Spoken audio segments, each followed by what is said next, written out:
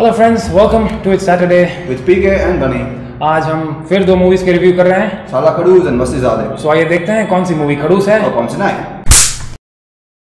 सो पहले हम बात करते हैं साला खड़ूस की। This is a story about boxer turn coach Adi which is played by Madhavan and fisher woman turn boxer Madhi which is played by Ritika Singh.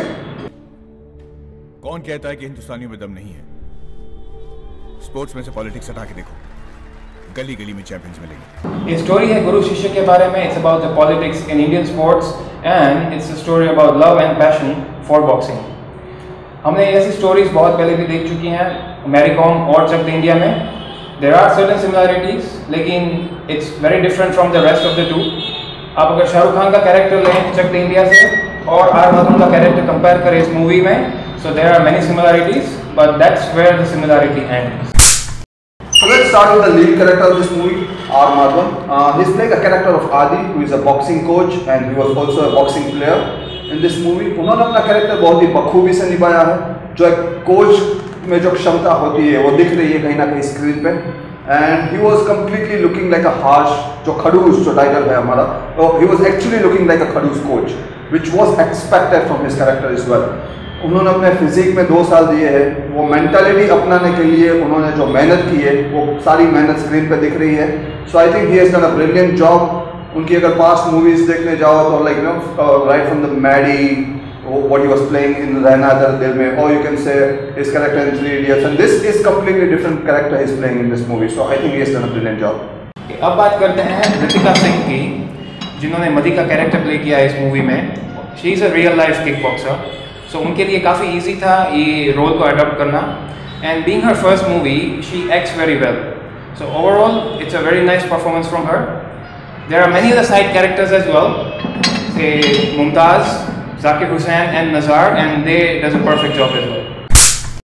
It's her first movie by Sudha Prasad as a director. She is also a script writer and a screenplay writer. I think she did a decent job in this movie, considering the fact that it's her first movie. और actually में जो अभी Indian sports की हालत है वो अच्छे से दर्शाया गया है इस मूवी में। And yeah she did a fair job. And now if you talk about cinematography, it is done by Shiva Kumar and he did a fair job as a cinematographer in this movie. And if we talk about editing in this movie, 109 minute की movie है और बहुत सारा crisp है इस movie में। 8 साल से साले वही बॉक्सर, सिर्फ उम्र और कमर बढ़ती जा रही है, इनमें से किसी में वो आग नहीं।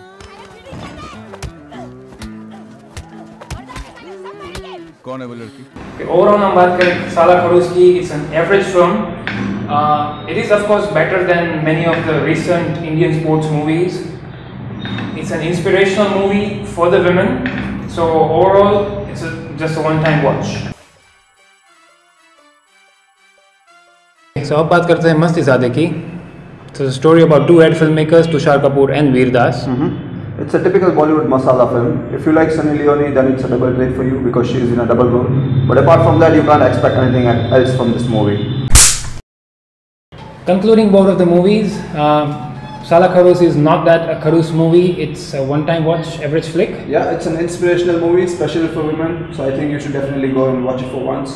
And जहाँ तक बात करते हैं मस्तीज़ादे की, it's a double meaning movie, not even an entertainer. Yeah, it's if you are a Sunny Leone fan, then you can just watch it for once. But apart from that, there's nothing else in the movie. Yeah, and जहाँ तक बात करते हैं stars की, we'll give Sala Kharoos a 2.5. Yeah, and if you talk about मस्तीज़ादे, last week हमने क्या बोले, हमको half बनाना दिया था. So this time we'll be more generous and मस्तीज़ादे को हम full बनाना देते हैं. साला खड़ूस बोले मुझे तो क्या हुआ वो